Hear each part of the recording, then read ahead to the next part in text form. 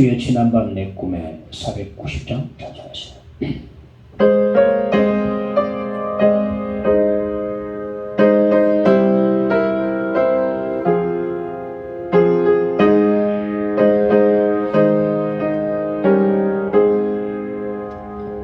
주의 지난밤 내 꿈에 배었으니 그 꿈 이루어 주옵소서. 밤과 아침의 계시로 보여주사 항상 은혜를 주옵소서. 나의 놀라운 꿈 정녕 믿기는 장차 큰 은혜 받을 표리. 나의 놀라운 꿈 정녕 이루어져 주님 얼굴을 배우리라. 괴롭고 아파서 낙심될 때 내게 소망을 주셨으며 내가 영광의 주님을 바라보니 앞길 환하게 보이도다. 나의 놀라운 꿈 정녕 믿기는 장차 큰 은혜 받을 표리.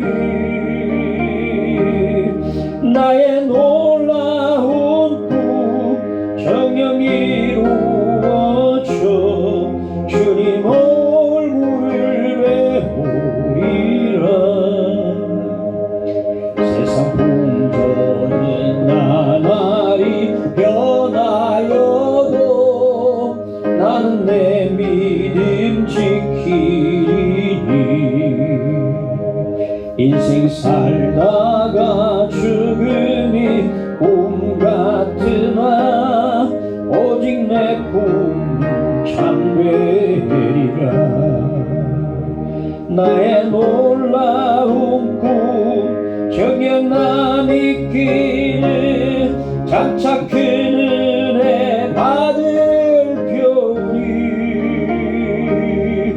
나의 놀라운 꿈 정녕 이루어져 주님 얼굴을 배우리라.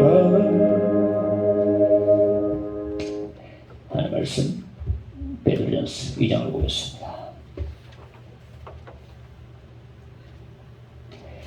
2장 11절 12절 보겠습니다.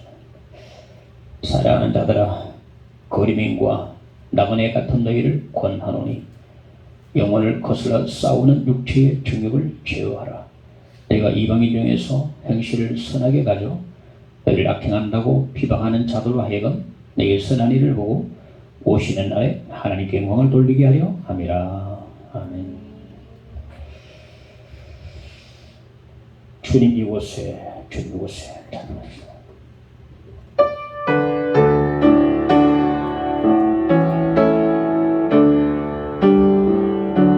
주님 이곳에, 주님 이곳에 우리와 함께 하시네. 나의 몸과 마음 경배 드리네. 주님 이곳에 계시네. 상한 심령을 위로하시며 병든 우리 몸 고쳐주시네. 결박을 끊고 자유 주시네. 주님 이곳에, 주님 이곳에, 주님 이곳에, 주님 이곳에 우리와 함께 주시네. 나의 몸과 마음 경배 드리네. 주님이 이곳에 계시네. 상한 심령을 위로하시며 병든 우리 몸 고쳐주시네. 결박을 끊고 자유 주시네. 주님 이곳에 계시네.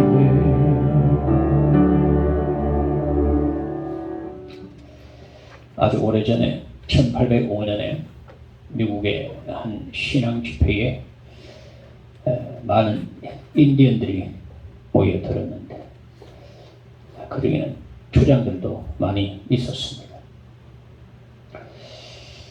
백인 크리스찬들로부터 인디언들이 부흥 집회에 초청을 받고 몰려든 것인데 한 목사님이 그 집회에 강사로 서서 말씀을 전하고 인디언들에게 구원 초청을 했습니다. 집회를 마치고 난 뒤에 초장 가운데 한 사람이 일어서서 말을 했습니다. 설교를 잘 들었습니다. 근데 우리는 좀 더 지켜보겠습니다. 당신네 백인들이 설교 말씀 따라 잘 사는지, 당신네 백인들이 우리 인디언들을 속이는 거, 정직하게 사는가 잘 보겠습니다. 그리고 난 뒤에 생각해 보겠습니다. 그렇게 이야기를 했답니다. 오늘 사도 베드로는 나그네 같은 너희를 권하노니 말하거든요. 나그네를 위한 권면이 되겠습니다. 오늘 이 본문의 말씀은 이 땅에 나그네로 사는 모든 그리스도인들에게 이 땅에 나그네로 살면서 이렇게 살아라고 권면을 해주고 있는 것입니다. 그러니까 우리가 나그네로서 어떻게 살아야 하는가 말씀드리겠습니다. 육체의 정욕을 제어하라. 그게 육체의 정욕을 제어하라. 사랑하는 자들아. 이 사랑하는 자들아 이 말은 사랑받는 자들아 이 말입니다. 지금 베드로 사도 당시에 소아시아의 각 곳으로 흩어져 살고 있던 베드로 전세 수신자들은 모두 다 베드로 사도의 사랑을 받는 자들이었고 또 하나님의 사랑을 받는 자들이었습니다. 베드로 사도는 베드로 전서와 후서를 통해 가지고 이 땅에 사는 우리 믿음의 그리스도인들이 전부 다 하나님의 사랑을 받는 자라고 계속해서 강조를 해주고 있음을 볼 수가 있습니다. 오늘 본문에도 사랑하는 자들아, 사장 12절에도 가서 사랑하는 자들아, 불시험을 만나거든 놀라지 말라 이 말씀하고 베드로 후서에 가서 또 세 번이나 더욱더 언급해주고 있음을 볼 수 있습니다. 우리 이 땅에 살아난 나그네들이지만 하나님의 사랑을 받는 나그네들입니다. 우리가 하나님의 사랑을 받는 것은 우리 안에 뭔가 받을 만한 어떤 조건이나 자격이 있어서가 아니라 그 아들 예수 그리스도를 믿는 그 믿음 때문에 하나님께서 우리를 사랑하신다는 겁니다. 품에서 키우다가 이제 사랑하는 아들을 멀리 객지로 보내게 되었던 어머니가 그 아들을 붙잡고 신신당부하면서 말을 했습니다. 아들아, 하루를 꼭 기도로 시작하고 기도로 마무리 잘해라. 세상에 나가서 힘들고 유혹을 받거든 네 애미의 기도를 꼭 기억해라. 아들아, 엄마 너를 사랑한다. 꼭 명심해라. 이 아들이 집을 떠나서 세상에 나와 살면서 그 어머니의 기도와 사랑을 기억하고서 온갖 유혹과 모든 힘든 일들을 다 이기고 경건하게 살 수가 있었던 것입니다. 그 어머니 사랑을 생각하면, 그러니까 가정에서 부모의 사랑을 많이 받고 자란 자녀들은 세상에 나와도 집을 떠나도 유혹에 안 휩쓸리고 믿음의 경건에 이렇게 살아가는 모습을 많이 봤어요. 부산에서 서울로 공부하러 가는 학생들 걱정하지만 가정에서 부모의 사랑을 많이 받고 기도 많이 받고 떠난 자녀들은 거기도 가면 아버지 어느 교회 가야 되겠습니까? 교회부터 정하는 거예요. 아, 내가 알아볼게. 합동체계, 통합체계, 고신체계 얘기하라. 거기 가면 신앙생활 잘 앉아. 그 목사님 너무나 신앙적으로 신학적으로 잘 가라. 거기서 신앙생활 잘 하랍니다. 전합니다. 목사님, 근데 우리 자식이 그거 하는데요. 잘 부탁드립니다. 감사합니다. 얼마나 잘하는지 몰라. 기도받고 사랑 많이 듬뿍 받고 자란 자녀들은 밖에 나가도 경건하게 신앙생활 잘 하지만은 집에서 부모의 사랑을 받지 못한 자녀들은 세상에 나오면 나와서 방황하는 사람 많이 봤습니다. 특히 신문지상에 매스컴에 떠들썩하게 사고치는 사람들 보면 가정에 문제가 생겨. 쪼개지고 가정이 엉망이 되고 이런 집에서 살다가 나와 사는데 역시 막 엉망으로 사는 거예요. 뭐 집에 많이 갖추고 뭐 적게 있고 문제 아니었어요. 정말 사랑하는 황성환 박사님이 돌아가셨지만 황성환 박사님은요 5식구 다가방에 살 때도요 거기서 자기는 박사 과정 갔기 때문에 책상에 밥상에서 공부하면 책상도 없어요. 밥상에서 공부하면 아들 밥상 밑에 내려오고 하는 옆에 이렇게 공부가 참 잘 된다. 이래가지고 부모의 사랑을 받지 못한 자들은 방황하고 방탕에 빠지기도 합니다. 우리 신자들은 비록 이 땅에 낳은 애들이지만은 주님의 사랑을 받는 낳은 애들입니다. 주님의 사랑을 나를 붙들어 주십니다. 내가 주님을 붙드는 게 아니고 주님의 사랑이 나를 붙들어 주는 거예요. 그러므로 우리 이 땅에 낳은 애들은 주님의 사랑을 날마다 깨달아야 됩니다. 주님의 사랑을 날마다 깨달을 때에 세상에 그 정욕에 빠지지 않고 정욕을 제어할 수 있는 힘이 생기는 것입니다. 겉은 곳에 빠지지 않습니다. 이 경건한 나그네들이 다 대표했습니다. 이제 거류민과 나그네 11절에 보면 거류민과 나그네 같은 너희를 권하노니 거류민이나 나그네는 같은 말입니다. 자기 고향을 떠나가지고 낯선 곳에서 외롭게 머물거나 떠돌아다니는 사람들이 거류민과 나그네들입니다. 지금 소아시아 각처에 흩어져 살고 있던 그리스도인들은 전부 자기 고향을 떠나가지고 팔레스타인 자기 그 땅을 떠나가지고 외롭게 고독하게 살아가는 떠도는 나그네들이었어요. 지금 우리나라에도 우리 감전동에도 지금 동남아시아에서 온 사람들 많아요. 김해도 가면 김해도 참 많습니다. 우리나라에 지금 외국인들이 많이 들어와 있습니다.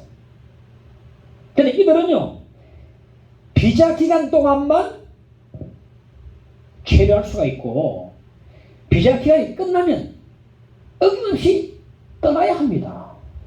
비자 기간 동안만 체류할 수 있어요.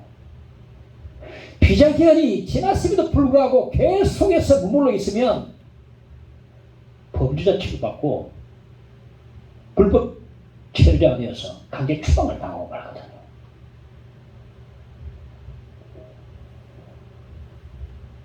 한 나무에 새 둥지가 있었는데 환경미화 작업을 한다면서 그 나무를 잘라버렸습니다.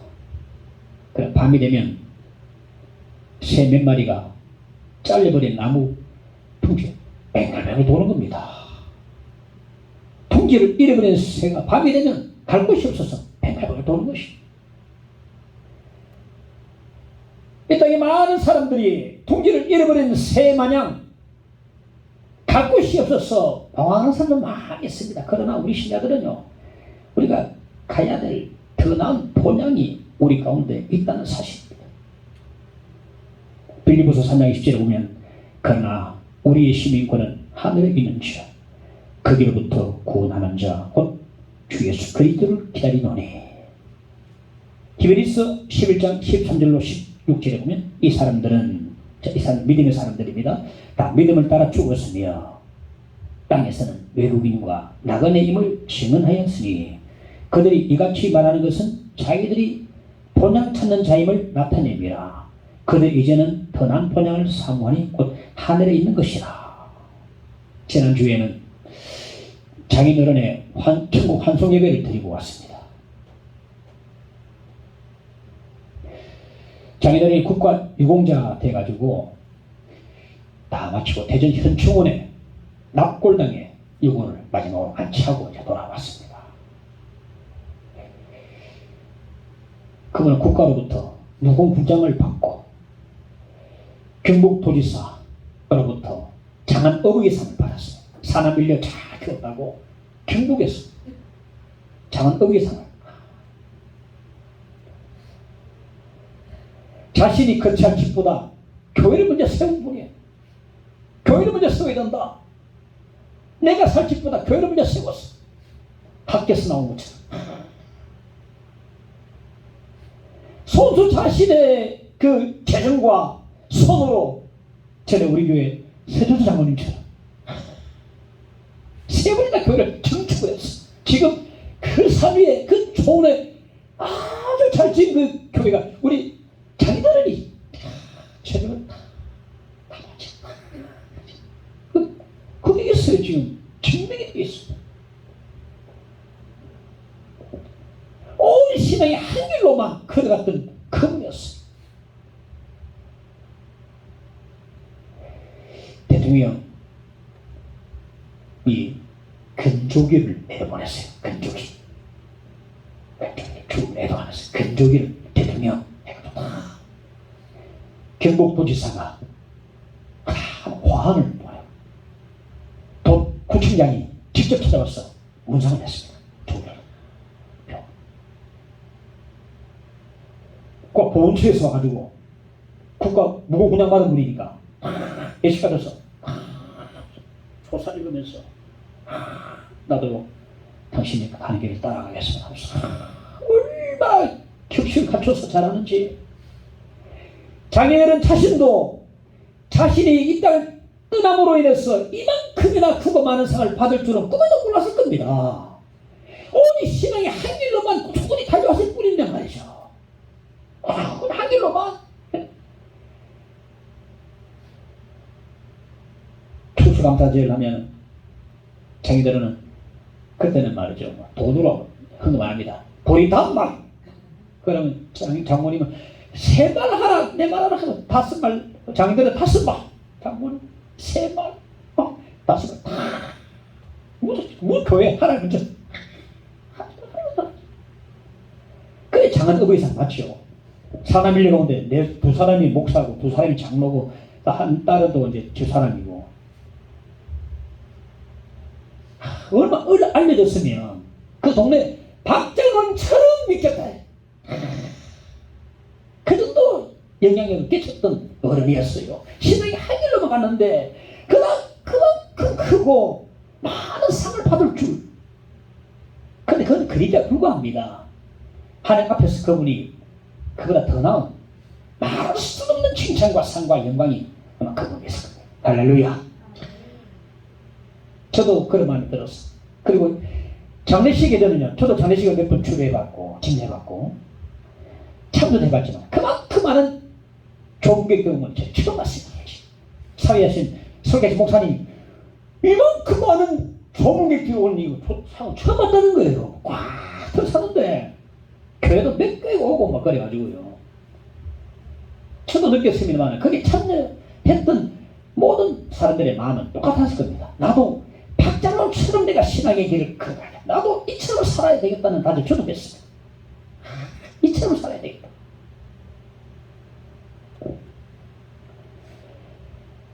죽음이 정말로 영광스럽더라고요. 그처럼 영광스러운 죽음 처음 봤습니다. 제가 가기 전에 집사람 먼저 올라갔는데 가니까 말이죠. 천국 환송 예배에 특송하겠다고 벌써 내 이름 올려놔 버렸어요. 나 꼼짝없이 첫 특송하게 됐어. 그 다른 교회도 목숨도 오고 그런 내가 그래 속으로 잘 됐다.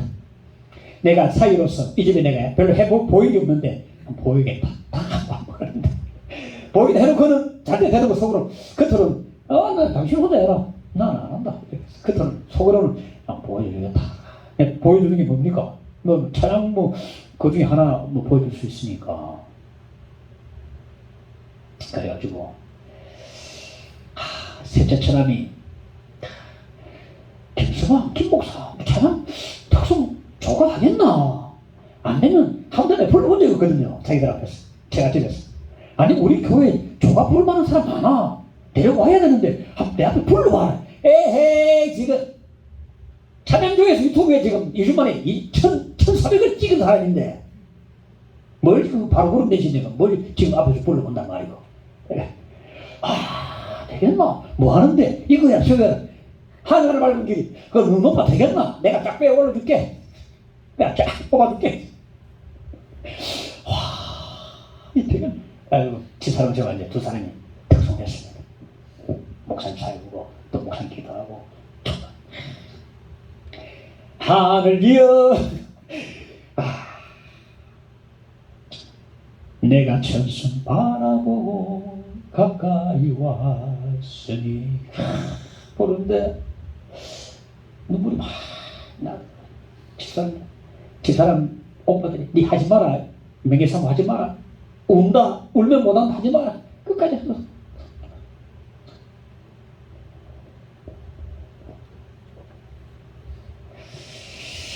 우리 신자들에게는 이 땅의 고향보다 더 나은 하늘의 영원한 본향이 있습니다. 이 땅은 우리가 영주할 곳이 아닙니다. 비자 발급 받은 동안만 이 땅에 머물 수가 있어요. 그 기간이 끝나면 즉시로 떠나야 합니다. 떠나야 합니다. 우리 이 땅에 거류민이요 나그네 힘을 항상 깨달아야 합니다. 그럴 때 육체의 정욕을 제어할 수 있어요. 신앙의 한 길로 외길로 걸어갈 수 있습니다. 이 땅이 영리한 곳이 아닌데 여기서 뭘 우리가 추구한단 말입니까?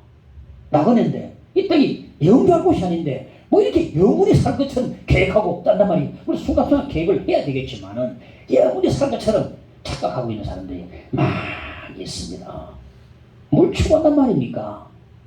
그림자에 불과한데 이 땅에 나그네를 깨달을 때에 육체의 정욕을 제어할 수 있고 신앙의 외길로 꾸준히 걸어갈 수가 있고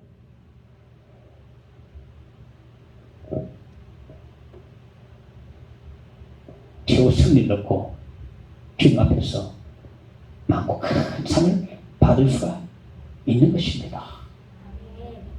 이 소망이 있을 때에 신앙의 삶을 열심히 살지 않을 수 없어요. 나도 그처럼 나도 저분처럼 박재동처럼 나도 좀 열심히 살고 영광 가운데 주님을 만나 뵈리라. 그런 각오 결심 다짐이 우리 가운데 생겨나야 될 줄로 압니다. 셋째, 영혼과 육체의 싸움. 11절에 영혼을 거슬러 싸우는 육체의 정욕을 제어하라 말하거든요. 여기 나오는 영혼은 예수 믿고 거듭난 영혼을 말하고요. 육체는 우리 몸을 바디 이게 말하는 게 아니고 타락한 옛 성품 이걸 말합니다. 타락한 옛 성품 육체. 이 땅의 모든 불신자들은 온통 육체의 정욕에 붙잡혀 살아갑니다. 그런데 불신자들에게만 육체 정욕이 있는 게 아닙니다. 우리 신자들에게도 육체 정욕이 남아있어요. 우리가 예수를 믿고 거듭나면 하루아침에 천사가 되는 게 아닙니다. 아직 육체의 정욕이 순간순간마다 남아있어. 꿈틀꿈틀 살아 올라. 분노가 치면 올라. 도둑질은 또다시 도둑질 또 음란하게 되고 이런 것이 꾸물꾸물 올라오거든요. 하루아침에 천사가 안 돼요. 이 육체 정욕이라는 놈이 불신자들을 사잡지만은 믿고 그들만 사는 게도 계속 살아있습니다. 남아있어요. 베드로전서 1장 14절에 보면 너희가 전에 알지 못할 때에 따르던 너희의 사욕을 본받지 말고, 이 사욕이 바로 육체 정욕입니다. 뭐 어떻게 있겠습니까? 음란, 도박, 도둑질, 음주, 이기심, 명예심, 명예욕, 허영심, 허영도요. 허영하면 안 됩니다. 믿는 사람들은. 낭비, 사치. 너무 많이 과식해도 가톨릭에서 죄라 그러지 않습니까? 아니, 죄지. 그것도 죄라. 가톨릭에서는요, 고승방가도 죄로 칩니다. 많이 과시하는도 죄로 치더라고요. 사치, 낭비, 허영심, 명예욕, 이기심, 욕심, 각종 탐욕, 전부 다 사욕이고 전부 다 육체의 정욕입니다. 이전에 알지 못할 때에, 우리가 예수를 알지 못했을 때에 이들에게 사로잡혀 지냈어요. 근데 예수를 믿고 난 뒤에도, 그러고 난 뒤에도 시시로 이 타락한 옛성품이, 육체 정욕이 꿈틀꿈틀 살아납니다. 근데 육체 이 정욕이 강할수록요, 하나님 뜻대로 살지 못합니다. 화를 확 내버리면 원하면 신앙 다시 원위치 제로 베이스. 육체 정욕이 살아나서 우리의 영혼을 몹시 거스르고 괴롭히는 것입니다. 우리 나그네의 걸음을 자꾸 올가맵니다. 자꾸 걷지 못하게 만듭니다. 그래서 우리는 육체 정욕과 날마다 싸워야 합니다. 성경은요, 신앙생활 싸움이 많이 필요하는데, 에베소 6장 12절에 보면, 봅시다. 우리의 씨름은 싸움을 말합니다. 우리의 씨름은, 전쟁은 혈과 육을 상대하는 것이 아니요, 통치자들과, 이 나온 전부 다 이제 영의 세계입니다. 통치자들과 권세들과 이 어둠의 세상 주관자들과 하늘에 있는 악의 영들을 상대합니다. 마귀의 권세와 지금 싸우는 거예요. 우리의 싸움은요. 잘 아시고, 저는 모든 그리스도는 우리 아군이 적군이 아닙니다. 근데 아군을 적군으로 해 잘못 알고 막 화살 쏘는 사람이 있어요. 죽으라고.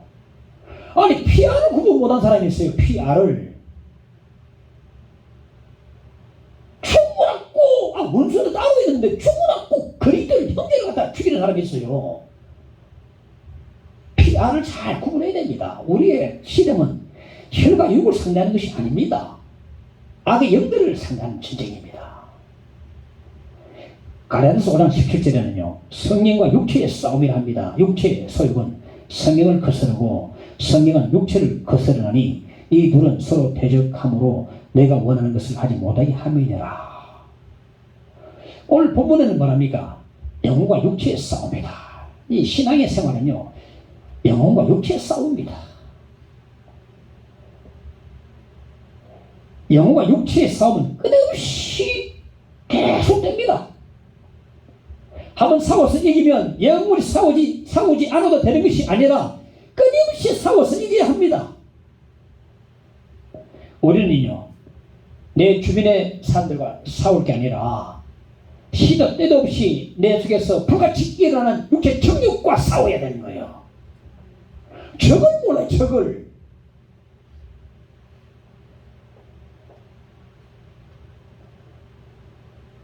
내 주변의 사람이 내 적이 아닙니다. 내 속에서 올라오는 육체 정욕이 바로 나의 적입니다. 육체 정욕을 싸워서 제압을 해야 되는 거예요. 드와이트 무디는 이런 말 했습니다. 저는 제가 알고 있는 어떤 사람보다 드와이트 무디와 가장 트러블이 많습니다. 나의 가장 골칫거리는 바로 나 무디입니다.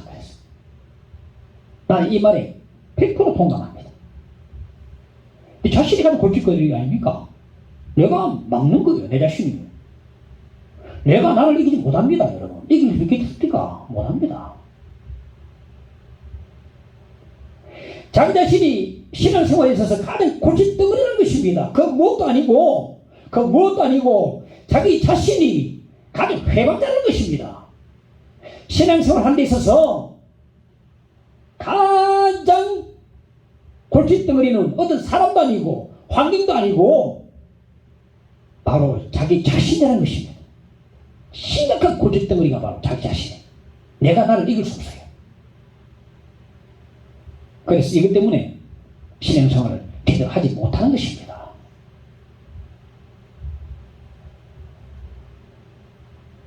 여러분 다 동의하십니까? 난 100% 동의합니다. 공감합니다. 무디가 제대로 말 가방끈은 짧아도 신앙 안에서 진짜 좋은 말 하는 것 같아요. 영적 치유가 있으니까. 고린도서 9장 27절에 보면 내가 내 몸을 쳐 복종하게 하면 내가 남에게 전파한 후에 자신이 도리어 버림을 당할까 두려워하미로라. 몸을 쳐 복종한다는 말은 노예를 길들인단 말이거든요. 노예를 길들이는 것은 사람 짐승을 길들이는 것과 같습니다. 성깔 사나운 노예를 길들이는 것은 정말 힘든 일이 아니겠습니까? 그런데 내 본성이 사나운 노예입니다. 길들이지 않습니다. 딱 묶어두면 어느 순간인가 풀고 와가지고 하바다 소동을 일으켜버려. 아주 엉망을 만들어버려. 우리 이 사나운 노예 본성 육체 청력을 날마다 쳐서 복종시켜야 돼. 아니 보세요. 사도 바울이 날마다 쳐서 복종시킨다고 하면 우리가 오죽하겠습니까? 우리는 바울이 그렇게 말하면 우리는 내키주 우리는 진짜 어떻게 살아야겠습니까?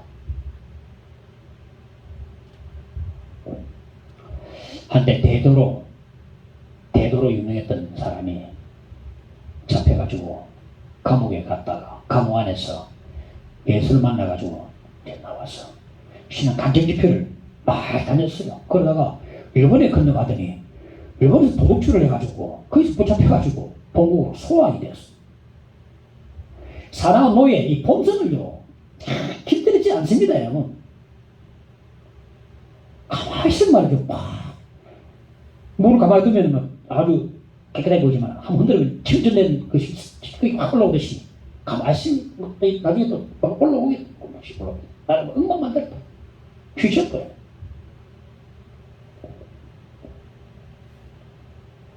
밧줄을 풀지 않으면 배가 앞으로 나갈 수 없고 동선을 놓지 않으면 하늘을 높이 날아갈 수 없는 것처럼 육체 정욕을 제어하지 않으면 신앙의 나그네 걸음을 올가매기 때문에 한 걸음 나갈 수가 없어요. 그러므로 우리는 날마다 육체 정욕과 싸워야 합니다. 싸워야 합니다. 히브리서 12장 4절에 보면 너희가 죄와 싸우되 아직 피 흘리기까지는 대항하지 아니하고 죄와 싸우되 히브리서 수식자들은요 죄를 안 지으려고 하다가 고난 많이 당했습니다. 예수 신앙 부인하지 않으려고 하다가 갇히기도 많이 갇히고 받기도 많이 받았습니다. 죄를 안 지으려고 죄와 싸웠습니다. 맞서 싸웠습니다. 죄를 안 지으려고 싸웠습니다. 예수를 부인하라. 그럴 수 없어요. 죄와 싸우는 거예요. 그런데 피 흘리기까지는 싸우지 않았단 말합니다. 무슨 말입니까? 싸우기는 싸우되 순교하기까지는 싸우지 않았다. 즉 순교하기까지 죄와 싸우라 말하거든요. 죄와 싸워야 됩니다. 순교하기까지 죄와 싸우라. 왜 우리가 순교하기까지 죄와 싸워야 되는가? 우리는 하늘의 소망이 있기 때문에 하늘의 소망이 있기 때문에 죄와 싸우고 육체적이와 싸워야 합니다. 이스라엘의 불신자들은 하늘의 소망이 없기 때문에 세상의 정욕에 막 붙잡혀서 살아갑니다만은 우리 신자들은 죄와 싸우되 순교 피도장에 찍히기까지 죄와 싸워야 합니다. 그 이유는 뭡니까? 하늘의 소망이기 때문에 하늘의 영원한 기업이 바로 코앞에 있기 때문에 자기들은 장례식을 하면서 바로 보이는 거예요. 우리도 따라간다 했어. 따라간다. 바로 코앞에 영원한 기업이. 그리고 현재 고난은 장차 우리에게 나타날 영광과 결코 비교할 수 없기 때문에 죄와 싸우되 피도장이 찍히기까지 저들에게 죄와 싸워야 되고 육체 정욕과 싸워야 되는 것입니다. 어떤 사람 말합니다. 난 힘이 없습니다. 육체의 정욕을 제어하라고 명령하실 때는요, 우리 안에 이길 만한 힘이기 때문에 그렇게 명령하시는 겁니다. 우리 신자들 안에는 성령님이 살아계십니다. 성령님이 살아계시기 때문에 나는 안 됩니다. 나 힘이 없으니 나는 자꾸 진미하지 말고 기도해야 돼요. 기도. 우리 신자들의 삶은요, 기도와 말씀밖에 없습니다. 우리가 왜 기도하느냐? 말씀이 없고. 왜 기도하느냐? 말씀이 없고. 왜 말씀하느냐? 기도하기. 기도, 말씀, 기도. 순환적으로. 말씀 읽으면 천국이 보고, 기도가 나오고, 기도하면 힘이 생기고, 내 속에 육체 정욕을 이길 힘이 생기고, 나는 힘이 없지만 성의 능력으로 육체 정욕을 취할 힘이 생기고 이길 수가 있게 되는 것입니다. 그래서 성령 충만해야 돼요. 나는 자꾸 집니다. 짧고 우리에게는 어쩝니까? 기도해야지요. 기도하면요 직방입니다. 직방입니다. 기도하면 성령이 도와주시고 성령 충만한데 성령 능력으로 얼마든지 육체 정욕을 제어하고 이길 수가 있거든요. 그래서 우리 이길 수 있으니까 제어하라고 명령하시는 겁니다. 할렐루야. 그렇죠. 선한 행실을 가지라. 12절에 보면 너희가 이방인 중에서 행실을 선하게 가져 너희를 악행한다고 비방하는 자들로 하여금 너희 선한 일을 보고 오시는 날에 하나님께 영광을 돌리게 하려 합니다. 이방인들이란 이 땅에 사는 모든 예수 믿는 불신자들을 말합니다. 오늘 말씀해 보면 우리 이 땅에 사는 모든 그리스도인들이 불신자들 가운데서 선한 행실을 가지라고 말하고 있는데 왜 우리는 불신자들 가운데서 선한 행실을 가져야 하는 것인가? 자, 비방하는 자. 당시 로마의 황제 네로 황제가요, 그리스도인을 진짜 박해를 많이 했어요. 도미티안 황제도 그렇고, 도미티안 황제, 네로 황제. 네로 황제가 딱 로마 시민을 내다보니까 새로 짓고 싶은데 너무 옛날 집이 많아. 도시 계획을 하려니까 너무 옛날 가옥이 많으니까 할 수가 없어. 그래서 로마에 불을 지를 뻔했어. 지르고 방화범으로 그리스도인들을 했다고 조장내버렸어요. 당시에 그리스도인들은요 이상한 집단으로 보았기 때문에 방화범으로 충분히 특보 쉬워도 다 그래. 그랬구나. 그렇게 이해할 정도로 아주 내용을 씌울 수 있었어요. 그렇게 방화범으로 덮어 씌우고 난 뒤부터 그리스도인들이 엄청난 박해를 받았는데요. 사자의 밥이 되고 짐승의 가죽 옷을 입고 진짜로 갈병에 찢어져 버리고 십자가 형태를 탁 처해지고 기름 가마에 들어가서 그대로 등합불로 그렇게 사용되어지고, 저는 이 설교 자료를 준비하면서 보니까 기름 가마에 넣어가지고 등합불로 그 사용했다는 게 너무 무서워 죽겠더라고요. 산 사람은 기름 가마에 넣던데 그 기름을 짜가지고 그래 소름이 끼쳐. 내가 그 돌았다 생각해보세요. 기름 가마에 들어갔다 우와 이거 가만히 왔지. 이런 고난을 엄청난 고난을 받고 세상 사람과 다르게 산다고 무슨 고문을 받았어요. 상상도 하지 못할 박해.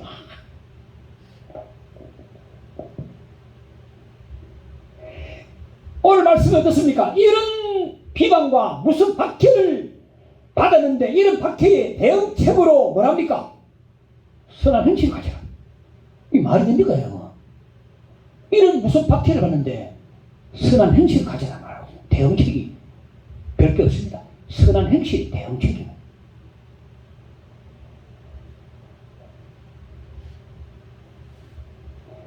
베드로 사도 당시만 아니라 지금도 불신자들은요, 신자들을, 교회를 비방합니다.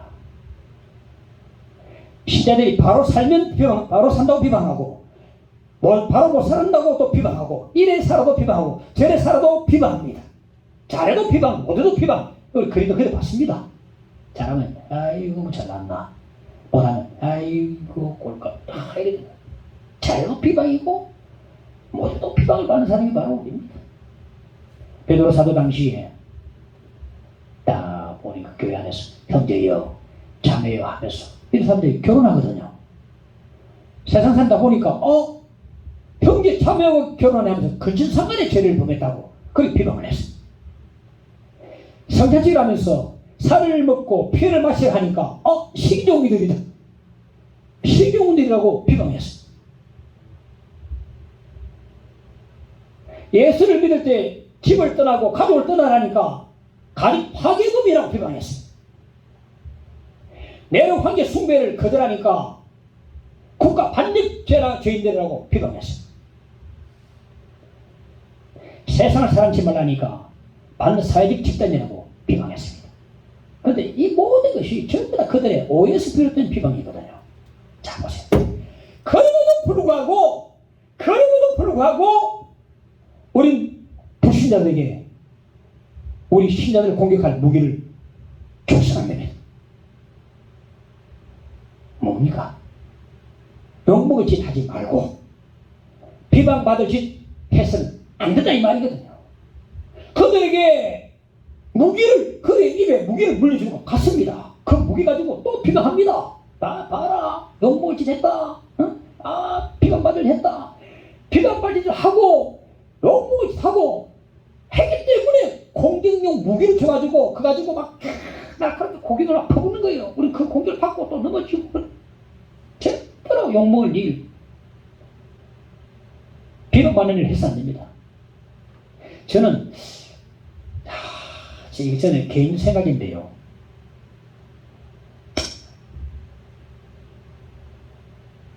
어떤 면에서는요 안 되는 사람 가운데 더 착하게 사는 사람이 있어요.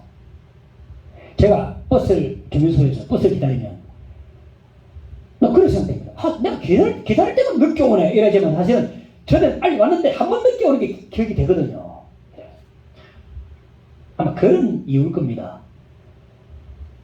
제 사택에 그 집주인이 있는데 오늘 아침에 제가 기도하고 아침에 가는데 그 집주인 그 건축가인데 자기 사무실이 도로에 있어요. 가니까 그걸 앞에 지나갔는데 그걸 나오더라고요. 그분이 나를 못 봤어요. 난 그분을 봤습니다. 그분이 뒷모습 봤는데 자기 차에 탔어요. 그분이 나 못 봤겠지 싶어서 그냥 가는데 나오더니 안녕하십니까 목사님 인사하는 거예요. 그냥 가도 되는데 아이고 내가 좀 미안해요. 오히려 내가 인사 먼저 할까 했는데 못 받는 줄 알고 가는데 차에 탔는데 그냥 가도 되는데 이래가지고 다시 문 열어가지고 아이고 안녕하십니까. 초성맞이 해가지고 선물 주니까 더 큰 선물을 주더라고요. 그분이. 와 정말 이 사람 예수 안 믿어도 진짜 선하고 착하게 사는구나. 다른 곳에 제가 한 곳에 있더니 그 집 주인도요, 우리가 항상 추석이나 명절 하면 선물 주니까 더 큰 선물 항상 하네요 주더라고요. 큰 그 선물 받으려고 한 게 아닌데, 안 믿는 사람 이렇게 착한 사람.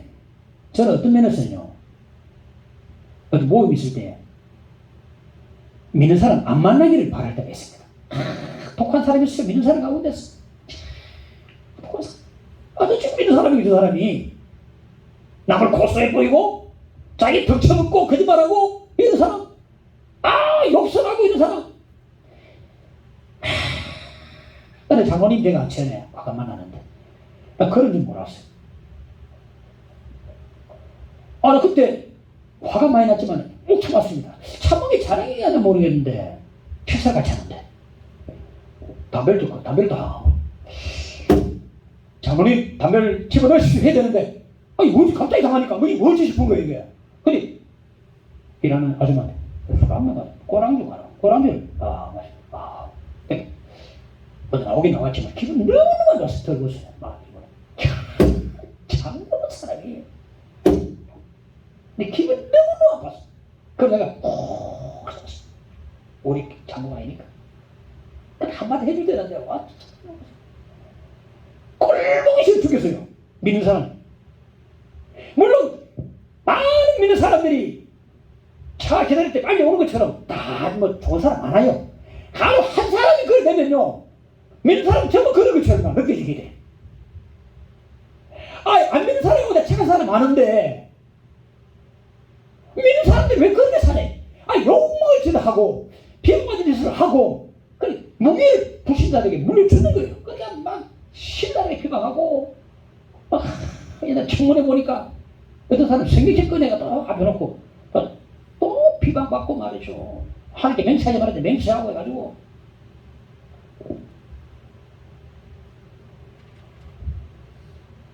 그런데 이걸 알아야 됩니다. 불신자들의 비방이요, 선한 행실의 동기가 됩니다. 비방받지 말아야지, 비방받지 말아야지 하면서 선하게 살아야지. 이 선한 행실의 동기가 되거든요.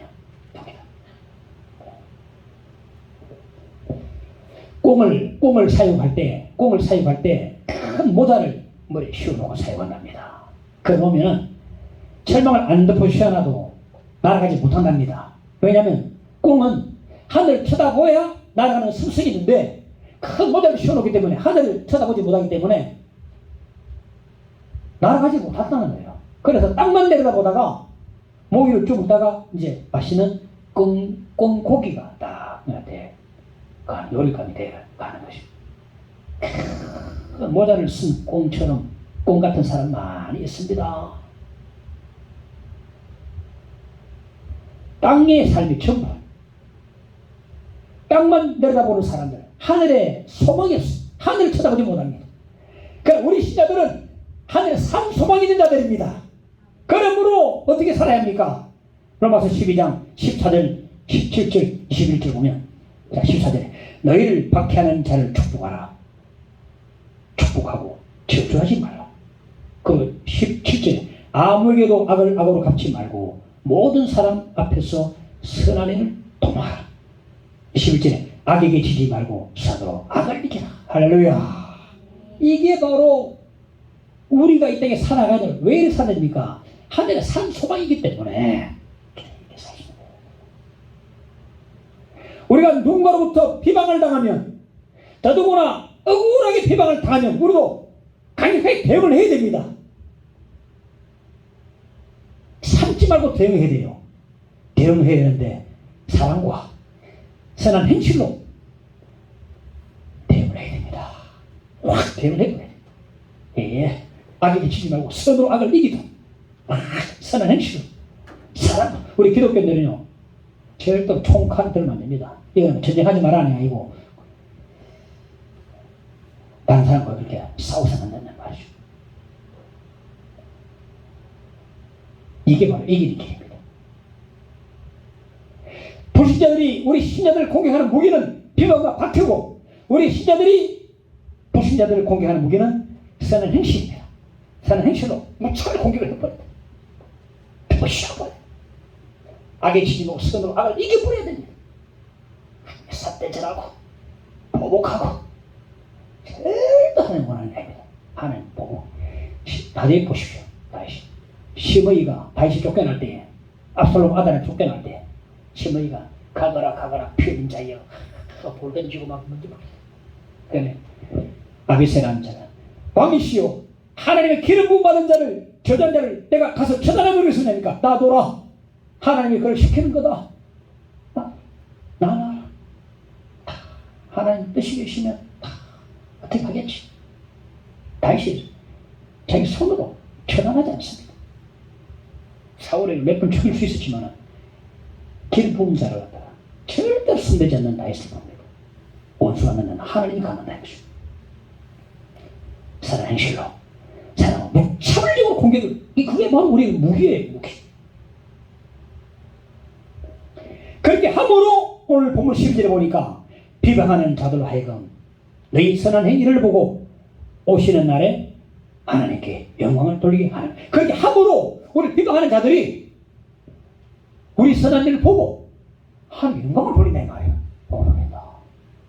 오시는 날에, 이 말은요, 오시는 날은 물론 거의도 심판의 날, 재림의 날도 말하기도 하지만 오늘 본문의 문맥을 따라 보면 우리 현재 삶 속에 순간순간 오셔서 구원하시는 하나님을 말씀하시는 것을 보입니다. 그 이유는 뭐냐면은 우리를 비방하는 자들이 우리의 선한 행실을 보고 하나님께 영광을 돌렸기 때문에 이것은 심판의 날은 있을 수 없는 일입니다. 그래서 현재의 삶 속에 매 순간마다 우리 가운데 오셔서 구원을 이루시는 그 하나님을 말씀하고 있다고 보는 것이 정확한 해석이라고 보는 것입니다. 그렇습니다. 우리의 선한 행실이 비방하는 자들의 입을 하나님을 찬송하는 입으로 바꿔버리고 우리의 선한 행실이 하나님과 교회를 비방하는 입이, 주를 고백하는 입이 되게 하는 것입니다. 그러므로 우리 악에게 지지 말아야 됩니다. 선으로 악을 이겨야 합니다. 불신자들이 우리 선한 행실을 보고 하나님께 영광을 돌리도록 만들어야 합니다. 할렐루야. 대체 마지막 관찰하는 자 10절에 너희 선한 일을 보고, 따라합시다. 너희 선한 일을 보고 불신자들은요 항상 우리를 보고 관찰하고 있습니다. 항상 보고 있습니다. 우리 신자들의 삶을요 하나님 은밀한 중에 보고 계시지만은 안 믿는 사람도 우리를 내가 이 동네 나가는데 나에게 인사하는 사람이 있어요. 한 번도 본 적이 없어요. 목사님, 와 제대로 살아야 되겠다. 아무도 손 탁 집어넣고 똑똑 다니니까 큰일 나겠다. 멘토들을 하고 다니면 하루만 몇 달만 휴일 막 나가지고 와 복장도 자주도 넥타이 입고 자야 되겠다. 정말 깔끔하게 다녀야 되겠다. 나는 모르는 줄 알았는데 나를 알아보는 사람이 있어요. 항상 보고 있습니다. 관찰하고 있습니다. 우리는요 항상 누군가 나를 보고 있다고 생각해야 됩니다. 그런데 다른 사람이 나에 대한 관찰은 선한 행실의 동기가 됩니다. 내가 선하게 살아야지. 나를 보고 있으니까 내가 선하게 살아야지. 그렇게 동기가 된다는 사실. 감리교 장시자 존 웨슬레, 동생 찰스 웨슬레는 찬송가를 막 작사하고 존 웨슬레는 감리교를 창시했는데 존 웨슬레의 어머니 수잔나, 이 웨슬레가 어머니 수잔나의 경건한 모습을 보고 자랐어요. 가정에서 늘 기도하는 모습, 찬송하는 모습, 그리고 성경 읽는 모습, 이걸 보고 자란 거예요. 그러니까 위대한 신앙이 되었습니다. 언제가 이야기했습니다. 새벽교회 가는데 어머니가 겨울에 5 아들이 누워있는데 단칸방에 누워있는데 옷 챙기고 겨울에 나와요. 돌아왔어요. 아들들이 어머니 또 오늘 새벽기도 가는구나 싶었는데 빨리 돌아왔어요. 어머니 왜 돌아오시니까 얼음에 빠져가지고 그냥 몸부터 커집니다. 오늘 어머니 그냥 주무시겠구나. 다시 옷 갈아입고 다시 가. 애들이 신앙으로 한 사람은 대개 회장, 한 사람 국회의원 됐더라고 보니까 국가 초창기도회 회장도 하고 신앙 물어보니까 어머니의 기도 덕분입니다. 웨슬레가 어머니의 경건한 모습 보고 위대한 신앙이 된 거예요. 웨슬레 하면 가장 떠오르는 상징의 모습이 뭐냐면 말을 타고 가면서 성경에 있는 모습. 저는 차를 타고 요즘 과거는 그랬습니다만 요즘 차를 타고 가면서 성경을 못 보겠더라고요. 눈이 흐려가지고 왔다 갔다 하고 울먹을 해가지고 울려가지고. 근데 말을 타고 어떻게 성경을 읽는지 모르겠는데 웨슬레 말을 타고 가면서 성경을 큰 팔자가 된지 모르겠는데 어머니한테 배운 것이.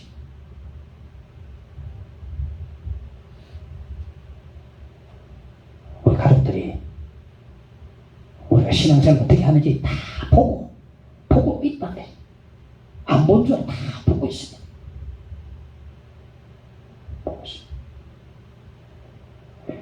나는 주일 예배를 속속 꽃감 빼먹으면서 우리 애들은 신앙생활 잘 잘했으면 하고 조금도 기대해서는 안 됩니다. 보고 그대로 합니다.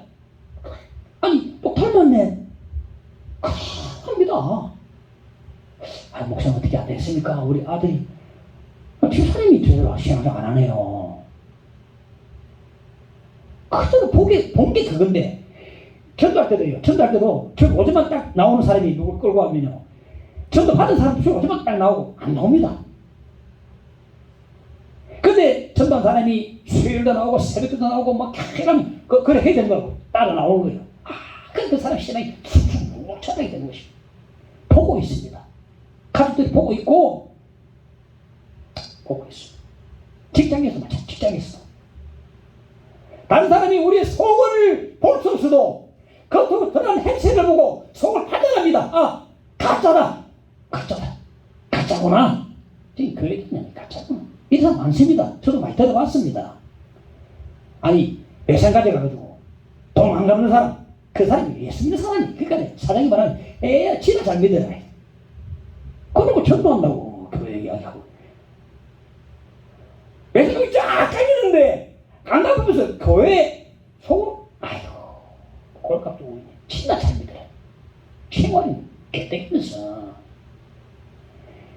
속을 모르지만은 겉으로 다른 행실 가지고 다 판단해버려요. 가짜다. 다 판단해버립니다. 보고 있다는 사실. 다른 사람이 나이라는 그 관찰이 선한 행실의 동기가 되어야 합니다. 아, 보고 있다는 사실이 느껴지면 잘 살아야죠. 열심히 선하게 살아야 되죠. 선하게 살아야 됩니다. 한 영국의 귀족이 어느 마을을 지나고 있었는데, 이제 거기 온 마을을 다 뒤져서 술 한 병 사갖고 술을 못 샀어요. 파는 데가 없는 겁니다. 그래서 한 노인이 있기에 다가가서 막 시기질을 했습니다. 아, 이놈의 동네는 술 한 병 파는 데가 없어. 그 노인이 귀족을 알아보고 모자를 다 보더니 정중히 고개를 숙여서 대답했어요. 예. 100여 년 전쯤에 이 마을에 존 웨슬리가 다녀갔습니다. 그대로 술집에 사라졌습니다. 그 말 듣고 그 귀족이 아무 말 없이 돌아서서 마을 떠났습니다. 그렇습니다. 믿음에 선한 영향력을 끼치는 사람이 되어야 됩니다. 내 마을 아니라도 내 가정과 내 직장 삶의 터전이라도 믿음에 선한 영향력을 끼치는 사람들이 되어야 합니다. 디트리 보네버처럼 온 그리스도를 따르는 그리스도에게 선한 영향을 끼치지 못한다 할지라도 내 가정 안에서 내 자녀들에게, 가족들에게, 내 직장의 동료들에게 믿음의 영향력을 끼치는 자들이 되어야 되고, 불신자들이 우리의 선한 행실을 보고 하나님께 영광을 돌리는 일이 우리 가운데 있어야 될 줄로 믿습니다. 보니까 저는 우리 사는 빌라 3층에 젊은 부부가 살고 있는데, 저는 한 번도 본 적이 없는 것 같아요. 근데 저 사람과 대화를 하면서 이제 전도를 했는데, 아이고, 이렇게 아저씨도 참 보기도 좋고, 아니, 그 말 듣고 겁이 나더라고요. 한 번도 본 적이 없는데, 날 봤다 이 말 아닙니까? 나는 가만히 있으면 인상 쓰는 사람처럼, 너희들 좀 인상 좀 관리하고 다녀야 되겠다 싶은 생각이 들더라고요. 항상 보고 있다는 사실이에요. 보고 있으니까 그 세상 사람들이 보는 그 관찰이 선한 행실의 동기가 돼야 합니다. 아, 나 잘 살아야지. 착하게 살아야지. 선하게 살아야지. 그렇게 되는 것입니다. 찬송가 489장 보면 2절에 주가 내게 부탁하신 모든 일을 마치고 예비하신 그 집에서 주 얼굴 배우리. 이 세상에 사는 동안 주의 일에 힘쓰고 썩을 장막 떠날 때에 주의 얼굴 배우리. 빛난 하늘 그 집에서 주의 얼굴 배우리. 한량없는 영광 중에 주의 얼굴 배우리. 우리는 하늘나라의 소망을 가진 나그네들입니다. 하늘의 소망을 가진 자로서 이 땅에 삶을 사는 가운데 어떻게 살아야 하는지를 한 단어로 오늘 딱 본문에 딱 보여주고 있습니다. 무슨 말입니까? 어떤 단어입니까? 선한. 선한이라는 단어입니다.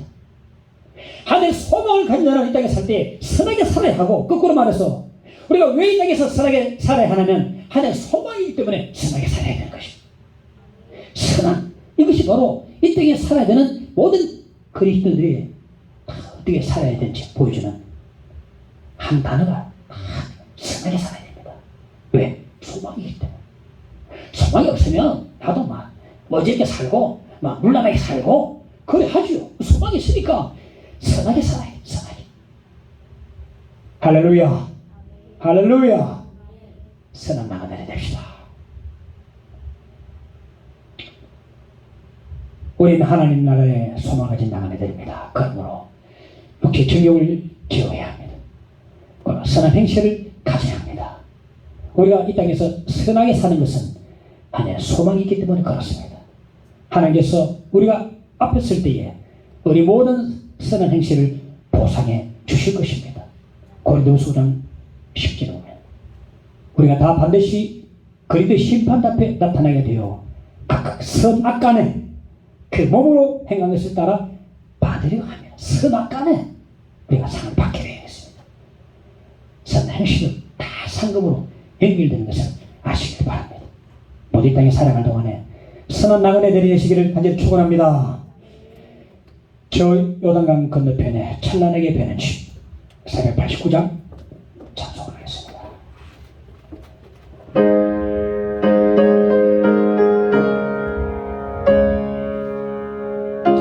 이제 주가 내게 부탁하신 모든 일을 마치고 주가 내게 부탁하신 모든 일을 마치니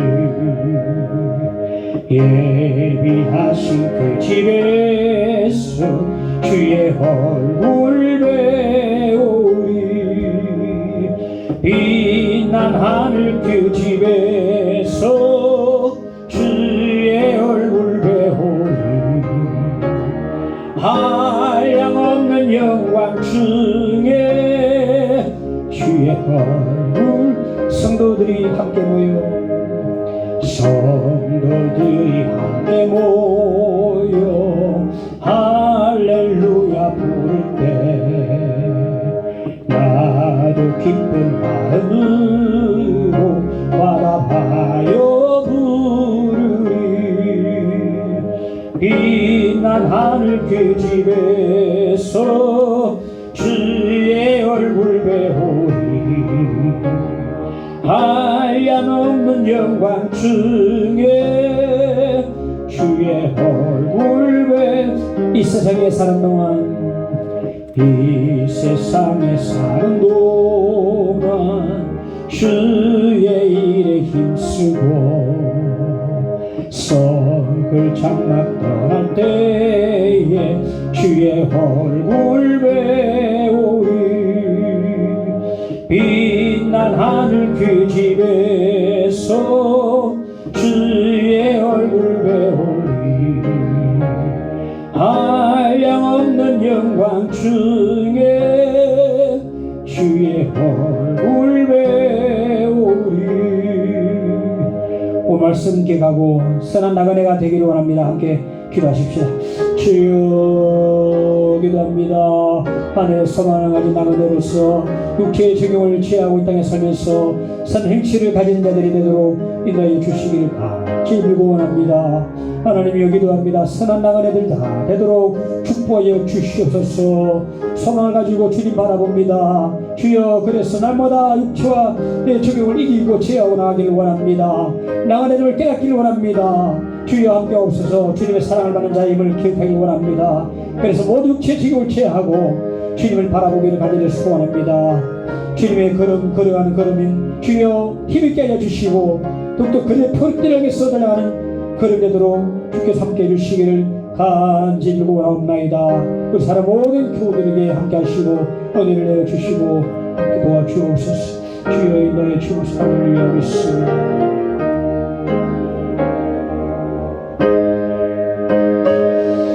하나님 아버지 감사합니다. 믿사옵고 예수 이름으로 기도하옵나이다.